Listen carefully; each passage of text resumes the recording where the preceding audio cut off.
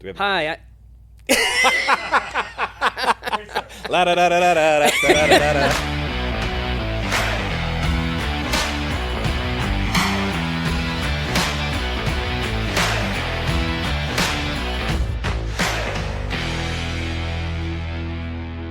Hi, I'm Dennis Ferris, and welcome to the Limitless Energy Podcast. It is my pleasure to have today's guest, Josh Miller, Well, thanks, Dennis. Good to be here. another team member at Dragonfly Energy. You're pretty new, and I have to say, we are so happy to have you on the team because we've been working together for a long time, haven't we? We have. It feels as if it's been here now just about a year, but I feel like we've worked together in a number of different buildings now, right? It's really been, the first time I heard about you was, I want to say 6 or 7 years ago. Probably. Yeah, because you were the RV guy, actually. Yeah, it's a strange moniker to have around your neck as the RV guy, but it's it was nice to be able to maybe open those doors for what seemed like a perfect fit for what you guys were doing. I guess what we're doing in the lithium space, because 6 or 7 years ago, the idea of replacing a generator with batteries was that's impossible. There's no way anybody would do that. Why would you do that? And now today, it's top of everybody's mind. Right, and the work that you were doing starting back then, it took a long time to sort of culminate into actual OEM deals. And at the same time, we were kind of working in the aftermarket. We were just working with retail consumers. They would also help out by going back and telling, the manufacturers, this is what we've experienced, this is what we like. Right. Yeah. Hey, and this is a goal, right? 6 or 7 years ago, we were traveling around having some conversations about what would you be able to do if you took away a generator or made it smaller or more efficient? How could you supplement with batteries? And there was a conversation about air conditioning. And the only solution was, well, we don't think we can do air conditioning with the current batteries that we have. We can do swamp coolers. And I had no idea what a swamp cooler was. That sounds just damp and cold, right? But that it only works when it's dry. Right? Yeah, you have to have really dry air. But here's this swamp cooler thing. I just thought this was some weird Cajun backcountry stuff. But they said, yeah, that's the only thing that draws low enough power that we'd be able to have. There's just not that kind of infrastructure or power available. So you're stuck with swamp cooler, and there was nobody in their right mind that wanted to do that. But I think that sort of was a key of, okay, if that's the goal, and that's the goal from a year or 2 or 5, how do we get there? And then fast forward 5 years, and we're sort of leading that way. And if you want to run your air conditioner, cool. What else do you want to do? And for how long do you want to do it? Is that when you bought in, when you were like, look, if you actually want to have an experience with cool air and not be suffering, you really need a different sort of energy system, including batteries? Oh, absolutely. Yeah. I came from electrical distribution, and in that world, everything was pretty, it was this status quo. Things didn't change very often. It was really slow to evolve. You were dealing with these gigantic corporations that had their own sort of agendas or product development. So you just sort of thought lead acid was lead acid, that was the only way to do it. But every year you heard about the different things that Dragonfly was doing or Battleborn was doing, and how it just it was eating away at this long held belief that you weren't able to sort of carry that kind of energy or deliver that kind of energy. And then it just, after probably that 2015 timeframe, fast forward to 2017, talking with Keystone Montana and that whole super solar program that they put together, where it was, hey, now we think that we can run the whole freaking coach, right? Both air conditioners, the refrigerator, the TV, all the things you would never think that would make camping super necessary, right? But for folks that want to have a big fifth wheel, they want to live comfortably, completely off grid. Here's how we do it, right? Here's the price tag. And holy smokes, did people that? Seeing it in action, those early meetings was kind of interesting. So my earlier life, we integrated into that whole system, helped develop air conditioners that would run more efficiently in the internal soft starts and all that kind of stuff. So sitting in those meetings was amazing to think, holy crap, just a few years ago, this was a pipe dream. right? That was going to be cost prohibitive. It wouldn't work very well. You wouldn't be able to do all these things. You're making all these concessions. And now we're having meetings where it's like, the future is now. And then when it was showcased at that open house in 2018. 2019. Was it 2019? That's what I was going to say. You were having these conversations in 2017. Oh, the rollout was in 2019. Was it? Okay. Yeah, it was the end of 2017 that those conversations were starting to happen as we're looking to maybe do something that really sort of like breaks the mold. They saw the demand we're seeing in 2022 and 2023. The folks at Keystone were kind of like recognizing it as this thing that's coming. And then it felt like it took them a year of development and working through different stuff. But to see it roll out in that open house and the folks that would walk in and they're like, yeah, we're not plugged in. And just, no way. All right. Like, where do we sign up? This is the coolest thing. So that was one of the really neat parts to see those first conversations, years and years before, and this idea, and it's like, hey, I'm this old electrical distributor guy, and you're like, well, this sounds cute, right? There's no way that some of this stuff works. And then all of a sudden you start to realize, okay, there's a lot of things I didn't realize that were even possible with lithium. Right. Now, I remember that rollout well, too, because it was the GC3 rollout. We did the GC3 for Montana for that program. Right. That's and crazy. So that was the game changer, right? The game changer. Yeah. That was an exciting time. And and were you there? Did you go to the concert? Went to the concert. Okay. Yep. The concert was fun. That was. I've seen some photos. Everybody had a good time. I don't remember quite the very end of it, but yeah. The whole time there was really an interesting experience. So obviously you weren't working directly with us, I guess, at the time. I'm not sure how. No. So Wade and I obviously have worked together in some capacity for, good Lord, now probably 20 years. Mm-hmm. And at the time, I was working with a company called Airxcel, which made a lot of appliances for RVs. That's right, yeah. And the question was, hey, we are going to go down this path. And in order to deliver the most efficient large fifth wheel and to give them like an air conditioner or a system that is going to work well with the battery and inverter system that was being developed, we need to have as much efficient appliances as possible. So that's where it was, hey Josh, you're part of this Airxcel world. What are you guys doing, or what can you bring to it? And so that fast forwarded a whole soft start integrated into an air conditioner. Like that didn't exist before. It was only a bolt-on part. And the engineers at Airxcel had been working on it, but there was no real demand. It was just like, hey, we were hearing about this kind of fad about bolt-on soft starts. What if we just integrated it into the air conditioner and made it really, really easy? And so that kick-started and fast-forwarded a product development thing that we were already sort of talking about when I was at Airxcel. And so like that, coupled with everything else, you ended up in this sort of like fellowship of the Super Solar Flex unit, right? So that's right. I ended up sitting in a lot of those same meetings with Wade and you guys in that part. That's right. That air conditioner was tailor-made for lithium because of that soft start, which Yep. is something that we had to deal with for a while. Up until that point, we're like, okay, good. Other people are thinking about this. Other people are making the whole system work well. Yeah.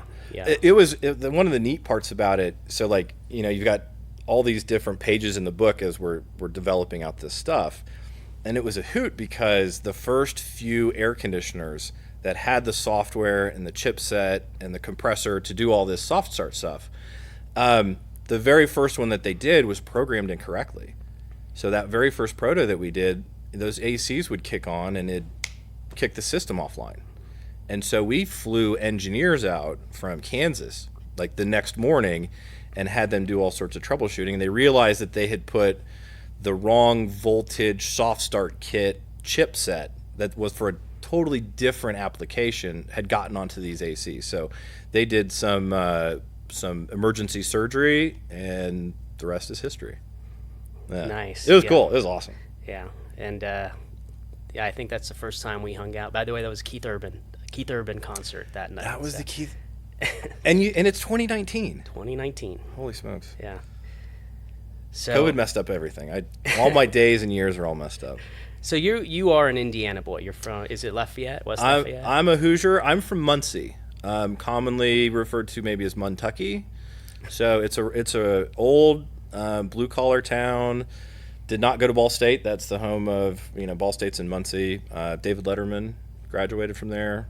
Jim Davis of Garfield. He's from Muncie, and me. So I'm third on that list. Easy. Yeah, you're the third most prominent figure from Muncie. Yeah, it's crazy. But so yeah, Muncie. After college, I moved to South Bend. So a lot of my mom's family was from up there, and I knew nothing about RVs. I called everything a Winnebago, right? Like everybody calls facial tissues Kleenex. Everything was a Winnebago, and started into this electrical distribution side of things. And once you're kind of in this RV space, once they allow you in, because it's kind of a really tight-knit group of people up in Elkhart, you just can never leave.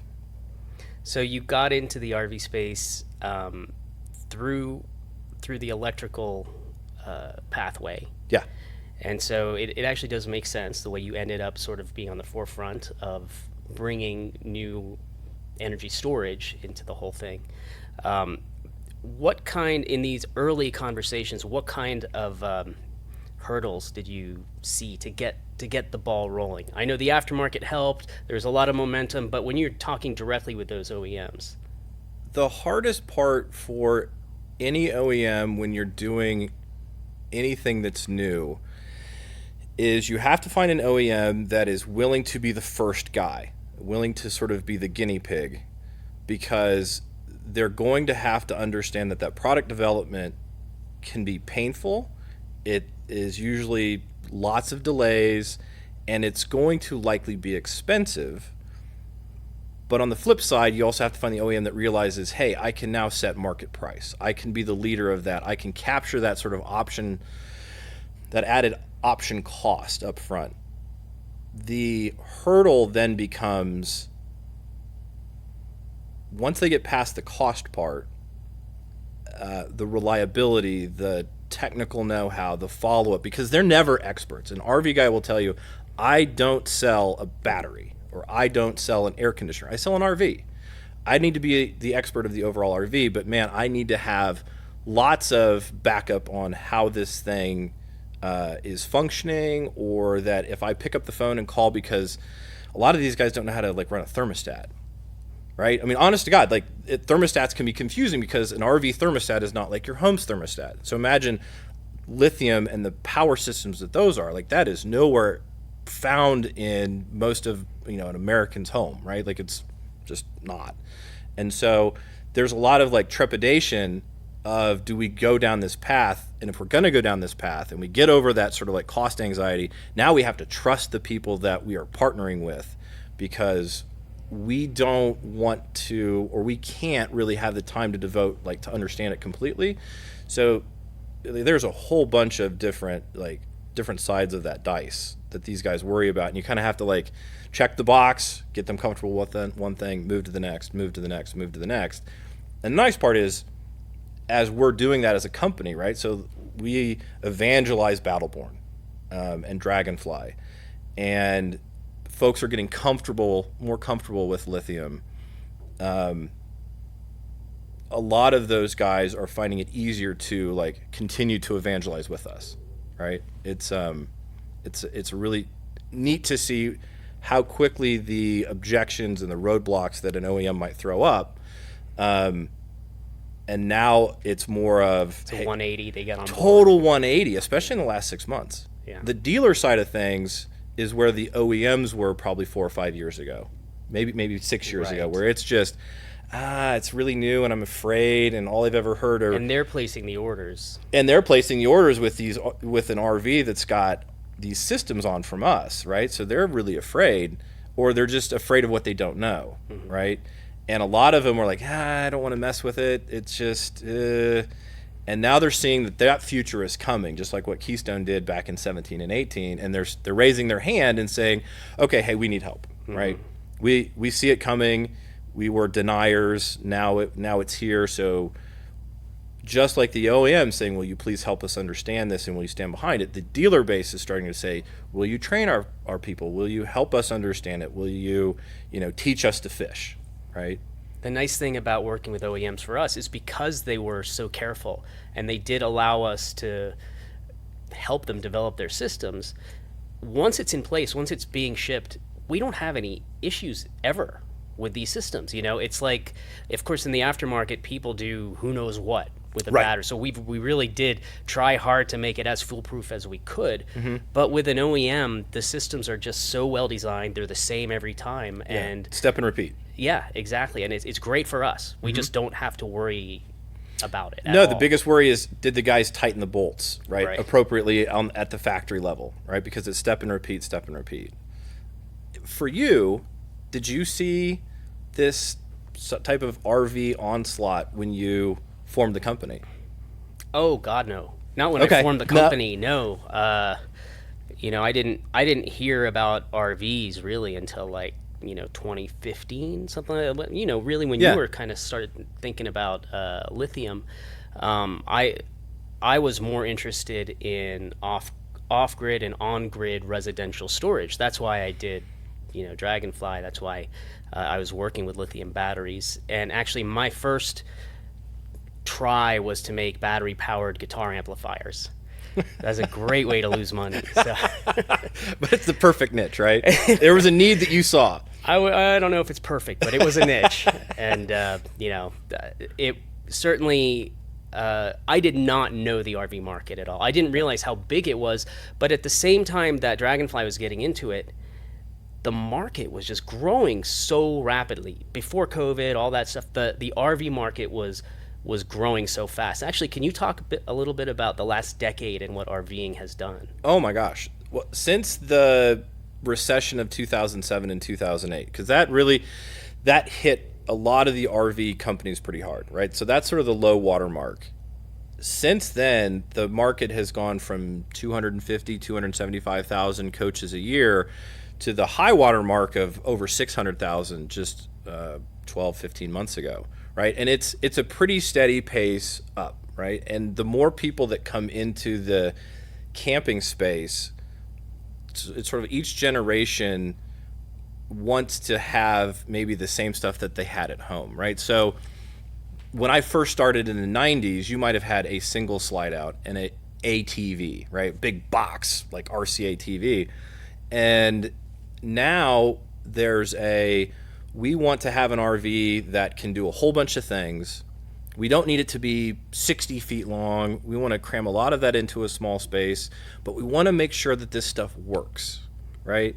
We want to make sure that I can operate my business remotely, right? Or wherever I want to go, and what I'm doing will work, right? So I want to be comfortable.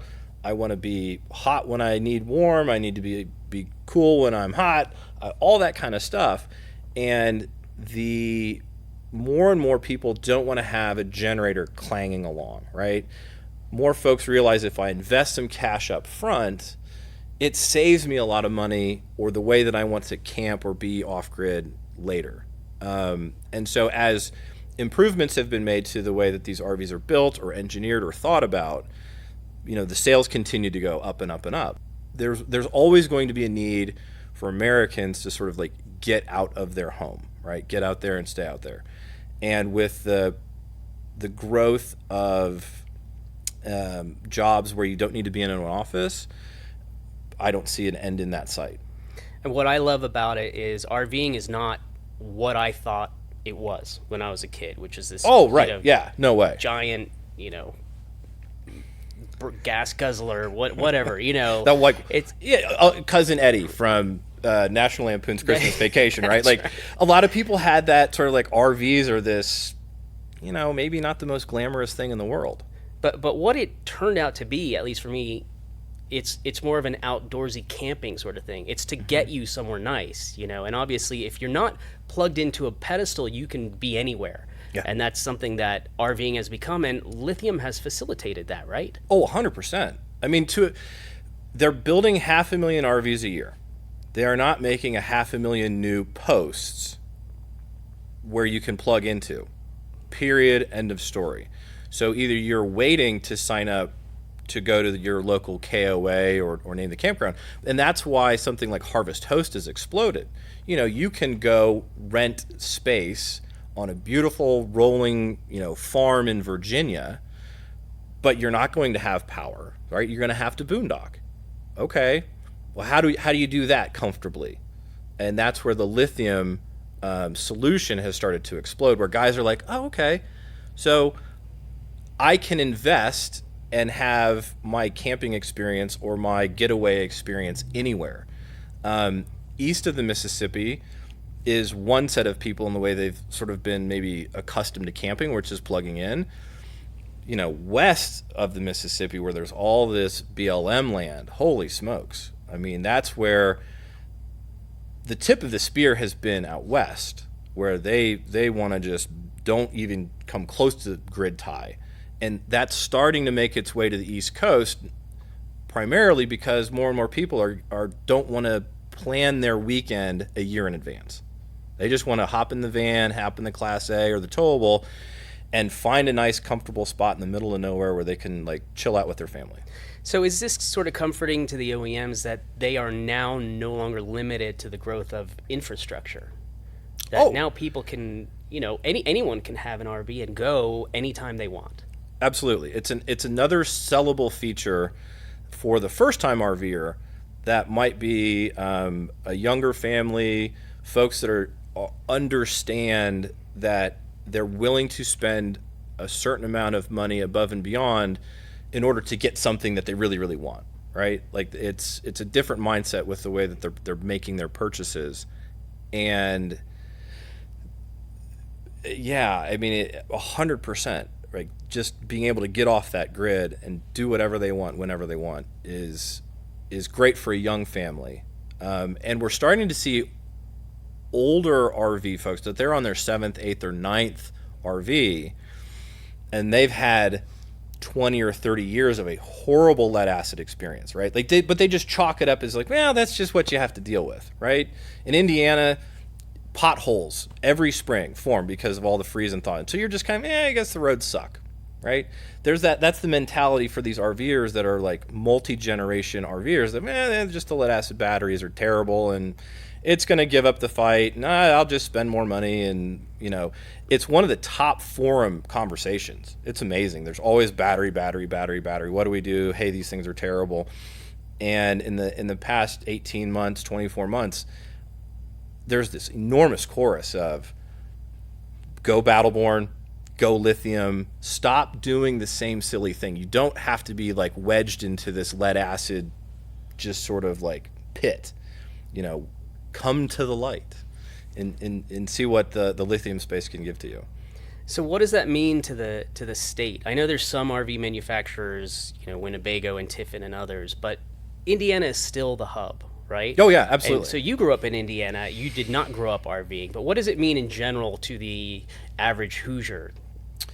The average Hoosier, I can tell you that the governor of Indiana, it is one of the top things that he speaks about, whether it's to the international community as far as manufacturing, let alone how he will showcase it versus the states around us, Illinois, Michigan. I mean, Michigan's a big manufacturer of automobiles.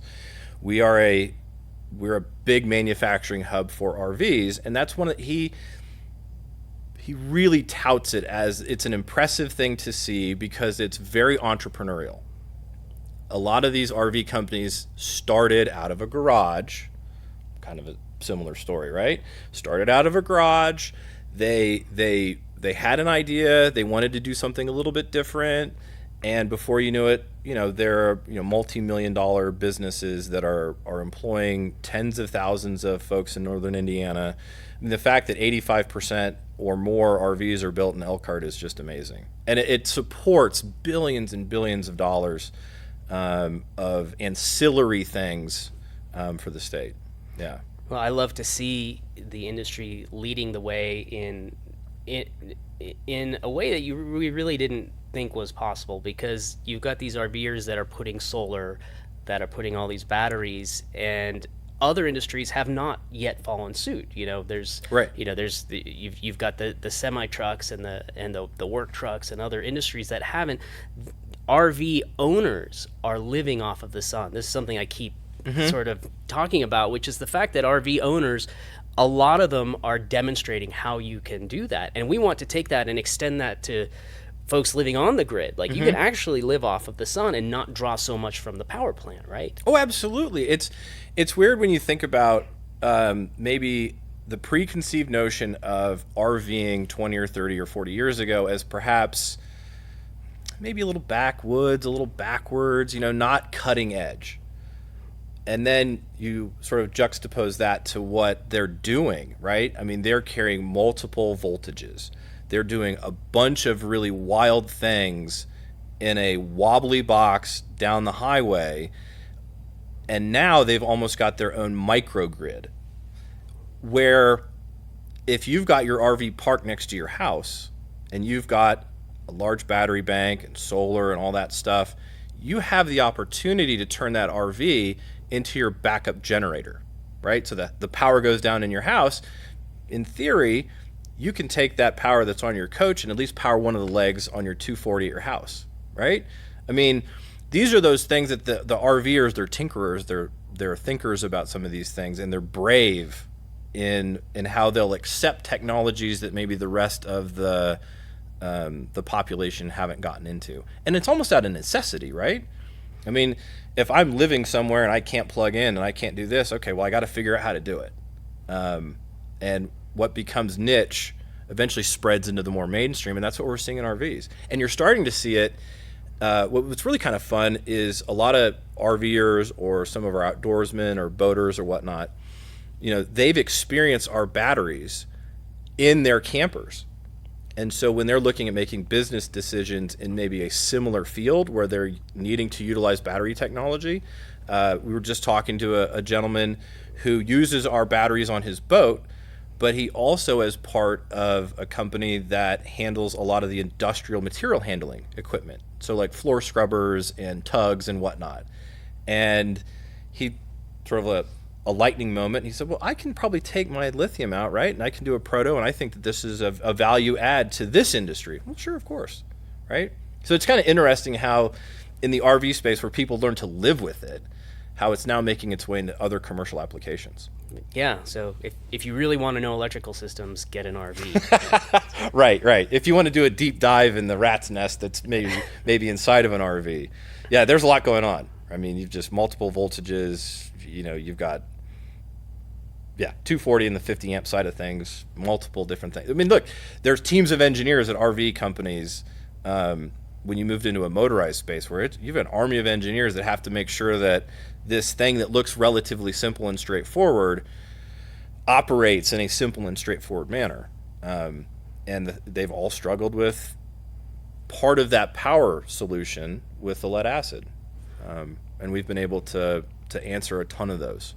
Well, I know at Dragonfly we are proud to be part of that solution, and you personally have been a big part of it as well with us. So thank you. We appreciate it, and thank you so much. That was a lot of great insight there coming from an Indiana boy. I appreciate it. A Hoosier. And watch out. You're everywhere.